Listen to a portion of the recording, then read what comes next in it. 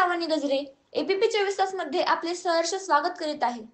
पुरंदर विमानतळासाठी आता केवळ 1285 हेक्टर क्षेत्र संपादित होणार, तर 1388 हेक्टरची कपात होणार।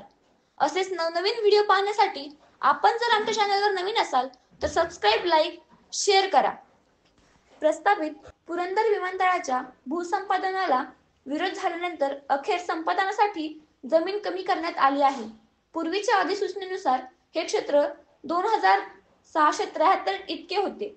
आता त्यात 1388 हेक्टरची कपात करून हे क्षेत्र 1285 हेक्टर केले आहे। याबाबत महाराष्ट्र औद्योगिक विकास महामंडळाने जिल्हा प्रशासनाला पत्राद्वारे कळविले आहे। आता गावनिहाय संपादित करण्यात येणाऱ्या जमिनींचे क्षेत्र येत्या 2 दिवसात काढण्यात येणार आहे। दरम्यान या प्रकल्पासाठी संमतीने जमीन देणाऱ्या शेतकऱ्यांना 10% जमीन परताव्यासह मोबदलाही देण्यात येणार आहे।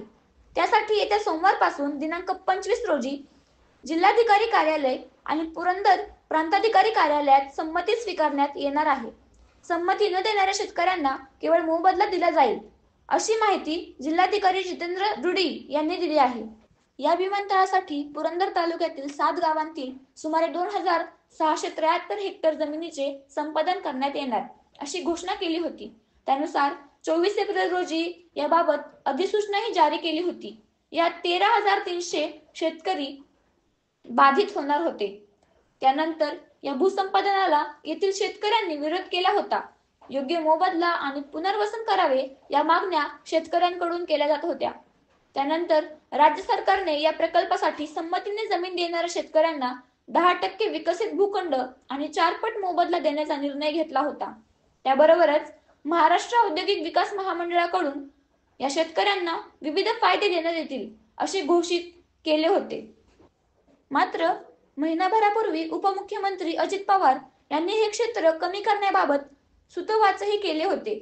तरी देखील बाधित शेतकऱ्यांचे योग्य पुनर्वसन करण्यात येईल, त्यांच्यासाठी अन्य ठिकाणी शेती आणि घरांची व्यवस्था करण्यात येईल। शक्यतो हे पुनर्वसन आहे त्याच ठिकाणी करण्याचा विचार आहे।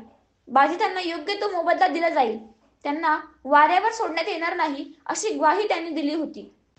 आता महाराष्ट्र औद्योगिक विकास महामंडळाने हे क्षेत्र कमी करण्याबाबतचे पत्र जिल्हाधिकाऱ्यांना दिले आहे। महाराष्ट्र विमानतळ विकास कंपनीने प्रस्तावित पुरंदर आंतरराष्ट्रीय विमानतळाचा मसुदा आराखडा, विमानक्षेत्राची सीमा दर्शवणारा सर्वेक्षण नकाशा व OLS सर्वेक्षण नकाशे आदी दस्तऐवज प्राप्त झाले आहेत। त्यानुसार विमानक्षेत्राची सीमा दर्शवणाऱ्या सर्वेक्षण नकाशानुसार दोन्ही 4-1 धावपट्टीचा विचार करता साधारण 1285 हेक्टर एवढ्या क्षेत्राचे भूसंपादन करणे आवश्यक आहे। त्यानुसार आवश्यक ती कार्यवाही तातडीने करण्यात यावी असे निर्देश महामंडळाचे मुख्य कार्यकारी अधिकारी पी. वेलारसू यांनी रुडी यांना दिले आहेत। त्यानुसार आता गावनिहाय क्षेत्र काढण्याचे काम सुरू आहे।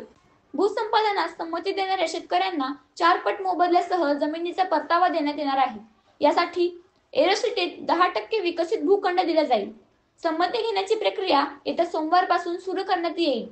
जिल्हाधिकारी कार्यालयासह सासवड येथील पुरंदर प्रांताधिकारी कार्यालयातही या संमती स्वीकारण्यात येतील।